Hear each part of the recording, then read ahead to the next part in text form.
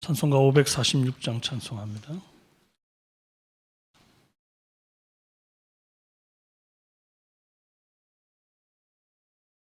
(546장입니다) 주님 약속하신 말씀 위에서 영원토록 주를 찬송하리라. 소리 높여 주께 영광 돌리며 약속 믿고 굳게 서리라. 굳게 서리 영원하신 말씀 위에 굳게 서리. 굳게 서리 그 말씀 위에 굳게 서리라. 주님 약속하신 말씀 위에서 세상 염려 내게 엄습할 때에 용감하게 힘써 싸워 이기며 약속 믿고 굳게 서리라. 굳게 서리 영원하신 말씀 위에 굳게 서리. 굳게 서리 그 말씀 위에 굳게 서리라. 주님 약속하신 말씀 위에서 영원하신 주의 사랑 힘입고 성령으로 힘써 싸워 이기며 약속 믿고 굳게 서리라. 굳게 서리 영원하신 말씀 위에 굳게 서리. 굳게 서리 그 말씀 위에 굳게 서리라. 주님 약속하신 말씀 위에서 성령 인도하는 대로 행하며 주님 품에 항상 안식 얻으며 약속 믿고 굳게 서리라. 굳게 서리 영원하신 말씀 위에 굳게 서리. 굳게 서리 그 말씀 위에 굳게 서리라. 사도신경으로 신앙 고백드립니다. 나는 전능하신 아버지 하나님 전지의 창조주를 믿습니다. 나는 그의 유일하신 아들 우리 주 예수 그리스도를 믿습니다. 그는 성령으로 잉태되어 동정녀 마리아에게서 나시고 본디오 빌라도에게 고난을 받아 십자가에 못 박혀 죽으시고 장사된 지 사흘 만에 죽은 자 가운데서 다시 살아나셨으며 하늘에 오르시어 전능하신 아버지 하나님 우편에 앉아 계시다가 거기로부터 살아있는 자와 죽은 자를 심판하러 오십니다. 나는 성령을 믿으며 거룩한 공교회와 성도의 교제와 죄를 용서받는 것과 몸의 부활과 영생을 믿습니다. 아멘. 오늘 우리에게 주신 하나님의 말씀은 고린도전서 15장 1절에서 11절입니다.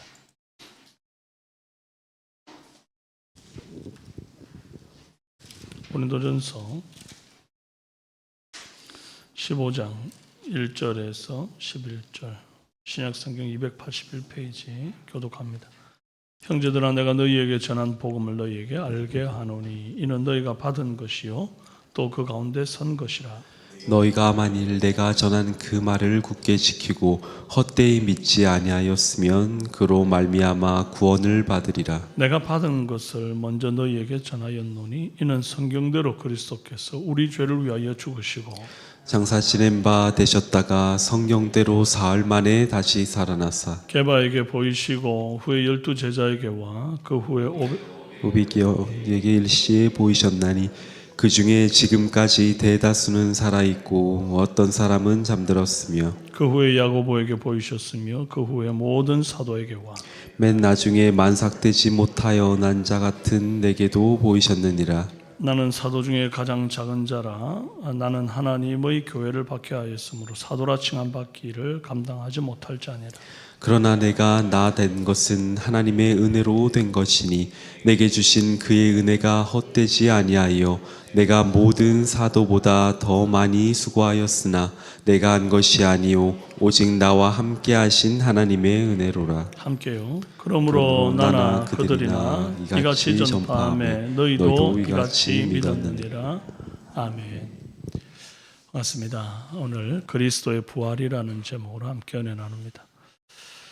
오늘 바울은 성도가 서 있는 복음의 터, 신앙생활의 기초가 무엇인지를 본문에서 설명합니다. 왜냐하면 그 무렵 이제 교회 안에 죽은 자의 부활은 없다라고 말하는 사람들 때문에 부활 논쟁이 생겼거든요. 그래서 바울은 논증을 펴기 전에 먼저 복음의 기초로 돌아갑니다.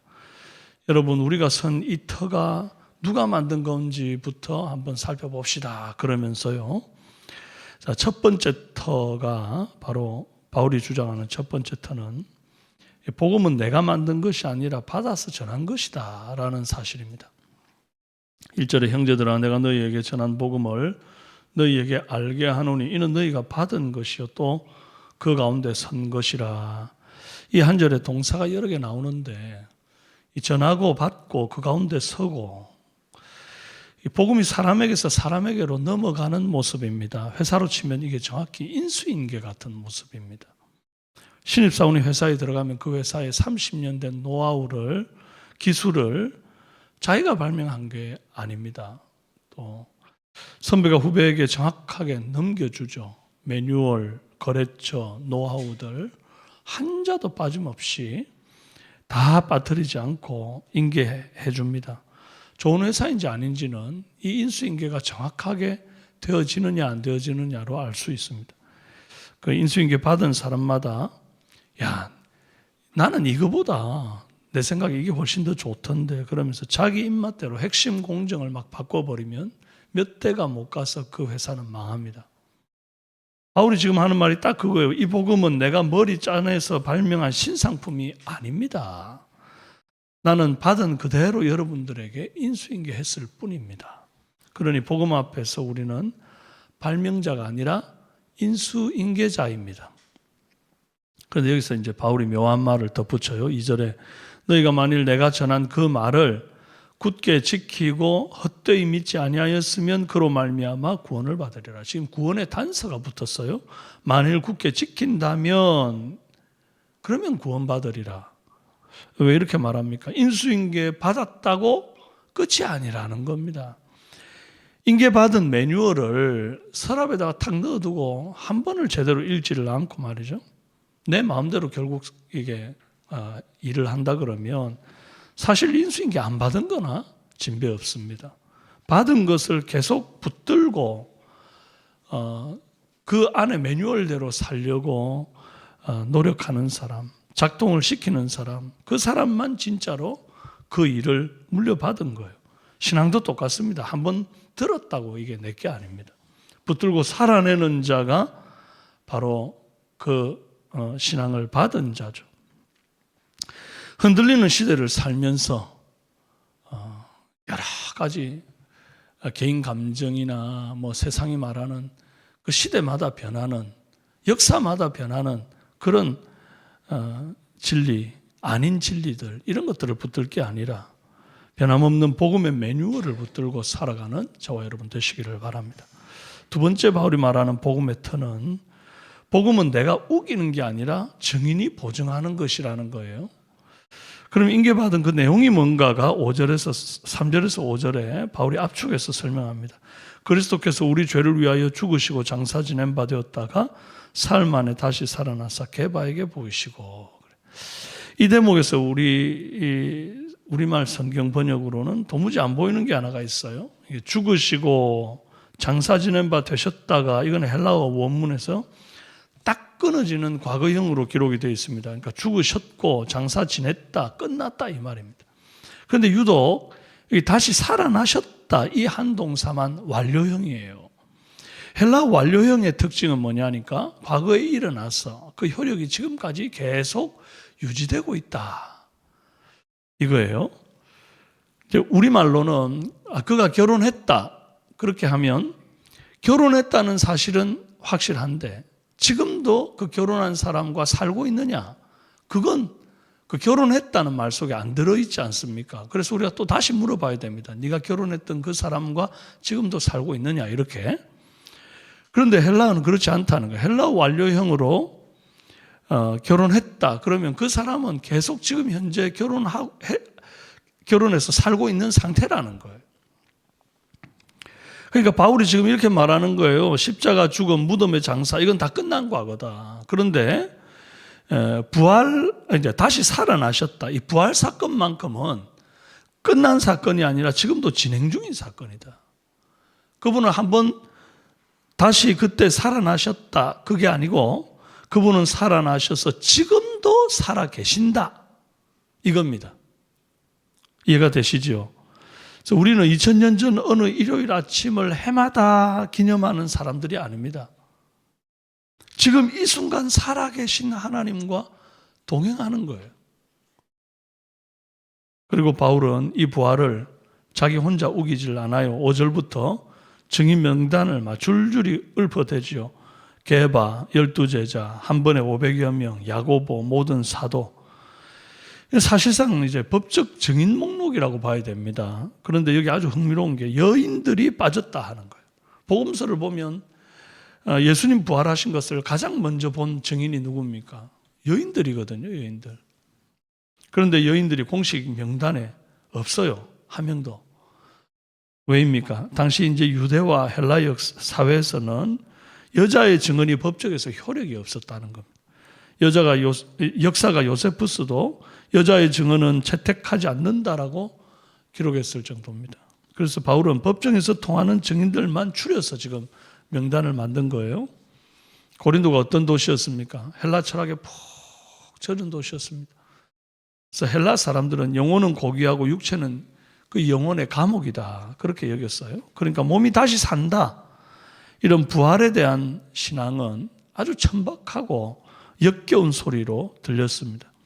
바울이 아덴에서 부활을 전했을 때 사람들이 콧웃음 치고 막 이랬잖아요. 그것 때문입니다. 그런 사람들이 지금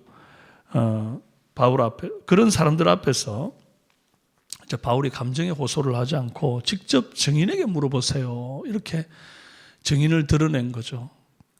괜히 쓸데없이 변증하는 것보다도 제일 확실한 건 증인한테 물어보는 겁니다.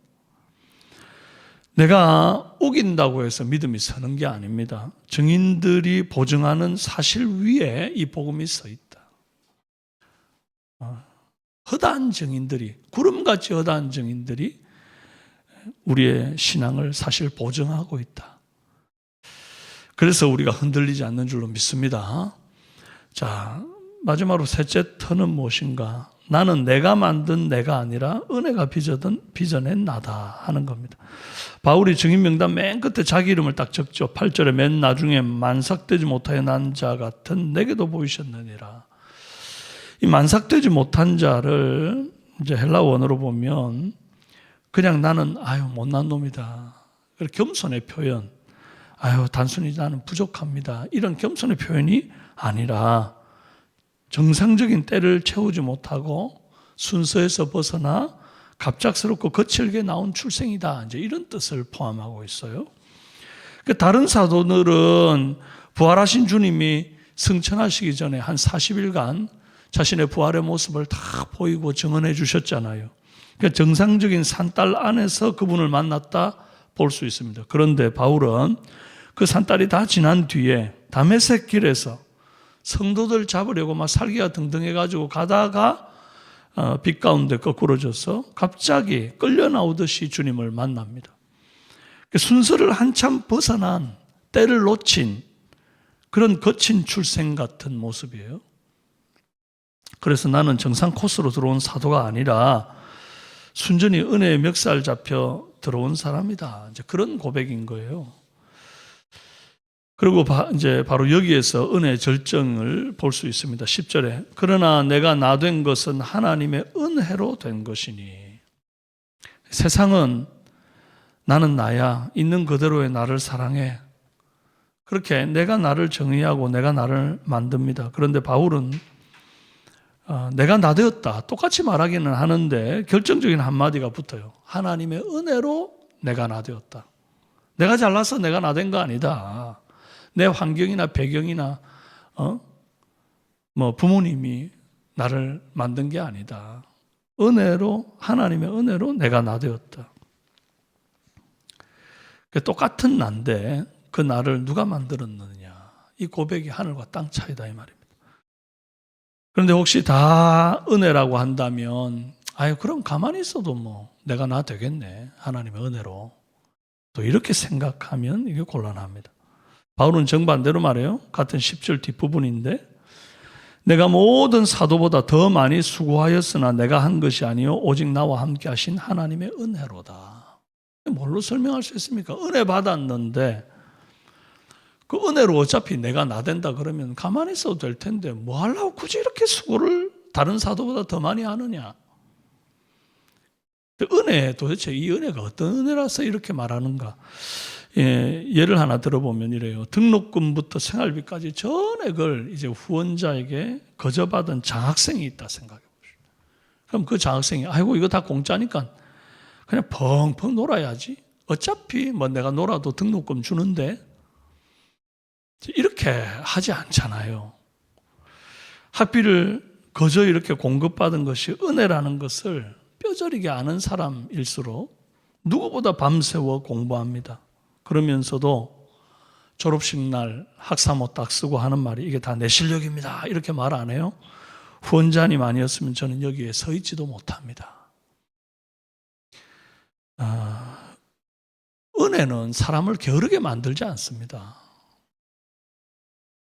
이 은혜가 아니었다면 나는 지금 이 자리에 서 있을 수조차 없다는 사실을 깨닫는 사람. 그래서 내가 이 은혜 덕분에 덤으로 산다는 것을 아는 사람은 절대로 은혜가 헛되지 않도록 자신의 삶과 시간과 에너지를 누구보다 더 헌신해서 사용한다 이 말입니다. 그래서 가장 부지런히 일하게 만들면서도 그 모든 열매의 영광은 한 조각도 자기가 안 챙기고 다 은혜 주신 분에게 돌리게 만드는 힘, 그게 있어요. 그래서 바울이 가장 많이 수고하고도 내가 아니라 은혜였다 이렇게 말하죠. 그래서 칼빈이 아주 즐겨한 고백이 있는데 바로 오직 은혜, 솔라 그라티아, 오직 하나님께만 영광, 솔리데오 글로리아. 그래서 제가 솔리데오 글로리아 이 말이 너무 좋아가지고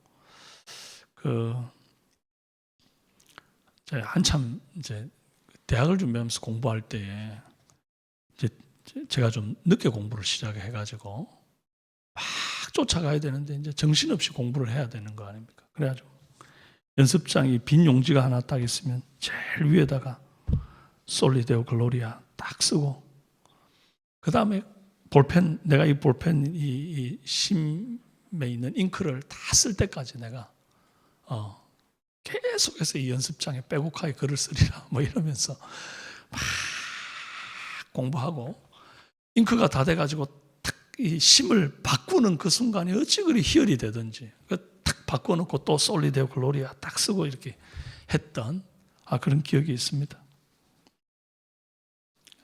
만구 그때 그 시절에 제 겉멋이라고 봐도 무방한데 어쨌든 그러네요. 오직 주님의 영광을 위해서 내가 뭐라도 한번 해보겠다. 공부가 됐든, 아니면 사업이 됐든, 어떤 무엇이 됐든 간에, 그게 오직 은혜로, 오직 하나님께만 영광 되기를 원합니다. 자, 그리고 11절에 그러므로 나나 그들이나 이같이 전파하매 너희도 이같이 믿었느니라. 이게 베드로가 전하든 바울이 전하든 그릇은 달라도 담긴 복음은 하나입니다. 아멘입니까? 사랑하는 성도 여러분, 우리가 꼭 기억합시다. 복음은 내가 만든 메시지가 아니라 받아서 인계한 메시지다. 그럼 여러분도 어떻게 해야 됩니까? 여러분도 이 복음을 전한 대로 받았으니 거기다가 자꾸 내 생각, 내 해석을 더해가지고 자의적 해석에 이렇게 해석을 해서 이렇게 전달해 줄 게 아니라 있는 그대로의 복음을 잘 받아서 전달해 줄 수 있는 사람 되어야 합니다.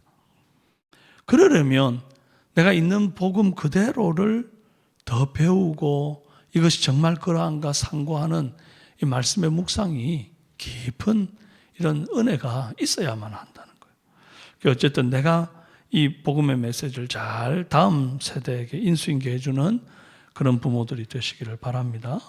복음은 내가 우기는 주장이 아니라 증인이 보증한 사실이다. 그리고 나는 내가 만든 게 아니라 은혜가 빚어된 나다. 결국 전부 다 내 바깥에서 주어진 겁니다. 내 안에서 나온 거 하나도 없습니다. 메시지도 증거도 나 자신도 전부 다. 그러니까 오늘 내가 만든 내가 아니라 주님의 은혜로 빚어진 나, 바로 그 터 위에 굳게 서서 흔들리지 않는 오늘 하루를 살아내고 또 주님의 영광 위에 솔리데오 글로리아 그렇게 살아내는 저와 여러분 되시기를 주님의 이름으로 축원합니다. 함께 기도합시다. 존귀하신 아버지 하나님, 이 귀한 복음을 우리가 누가 개발해내고 중간에 뭘 바꾸고 이런 게 아니라 있는 그대로의 순수한 복음을, 변하지 않은 그 복음을 우리가 목숨 걸고 전달해 준 이 사도들과 또 이 복음의 터 위에 우리가 서 있습니다. 하나님, 우리 때에 와서 이 귀한 복음이 변질되어지지 아니하도록 바로 배우고 바로 전달해 주는 그런 우리 삼성교회 성도님들이 되게 도와주시옵소서. 또한 나뿐 아니라 수많은 복음의 증인들이 있으므로, 구름같이 허다한 증인들이 있으므로 내가 뭐 우겨서 이 복음이 복음되는 것이 아닌 줄로 알고 더 큰 확신 가운데 거할 수 있도록 도와주시고, 오늘 이 하루를 살아가면서 내가 어찌하면 더 하나님의 은혜를 빛나게 하며 어찌하면 주님의 영광 위에 살고 솔리데오 글로리아, 주를 위해서 내가 먹든지 마시든지 무엇을 하든지 주를 위해서 살고 고민하며 살아가는 그런 우리 사랑하는 삼성교회 모든 성도들 되도록 도와주옵소서. 오늘도 직장에서 분투할 성도들의 삶을 주께서 감찰하시고 함께 동행하셔서 부활하신 단회적인 한 번의 그 사건이 과거에 끝나고 끝이 아니라 그저 기념할 뿐이 아니라 그때 부활하신 주님이 지금도 살아계셔서 나와 함께 동행하시는 분인 줄로 알고 그 주님과 함께 매력적인 동행하는 우리 삼성의 모든 성도들 되도록 붙잡아 주옵소서. 예수님 존귀하신 이름으로 기도합니다. 아멘. 하늘에 계신 우리 아버지, 아버지의 이름을 거룩하게 하시며 아버지의 나라가 오게 하시며 아버지의 뜻이 하늘에서와 같이 땅에서도 이루어지게 하소서. 오늘 우리에게 일용할 양식을 주시고 우리가 우리에게 잘못한 사람을 용서하여 준 것 같이 우리 죄를 용서하여 주시고 우리를 시험에 빠지지 않게 하시고 악에서 구하소서. 나라와 권능과 영광이 영원히 아버지의 것입니다. 아멘. 오늘 함께 기도합시다. 성도들의 가정과 직장을 위해서 기도하실 때에 가정마다 하나님의 은혜와 성령의 기름 부심이 충만하게 하시고 성도들의 직장과 생업에 번창을 주시고 직장 속의 그리스도인으로 승리하는 성도 되고 환우들의 치료와 회복을 위해서 기도해 주시고 오늘 특별히 수요 예배 말씀 전하는 설교자를 위해서 수요 예배 활성화를 위해서 기도해 주시길 바라고 이제 3월 달에 이제 지금 우리 6월에 모든 사역들이 이제 주중 사역들이 다 마무리가 되었습니다. 어제 중보기도 마무리까지. 그래서 이제 방학으로 들어가는데 짧은 방학 기간 속에서 재충전하고 다시 이제 가을 학기 시작될 때 중보기도 또 모교전도 엘리멘보학교 모든 성경연구원 사역까지 잘 방학 때 충전해서 다시금 시작되어질 수 있는 은혜 있게 해달라고 여러분 기도해 주시기를 바라고 여러분 개인의 기도를 드리시다가 자유롭게 돌아가시면 주여 한번 부르시고 기도합시다. 주여. 살아계신 아버지 하나님,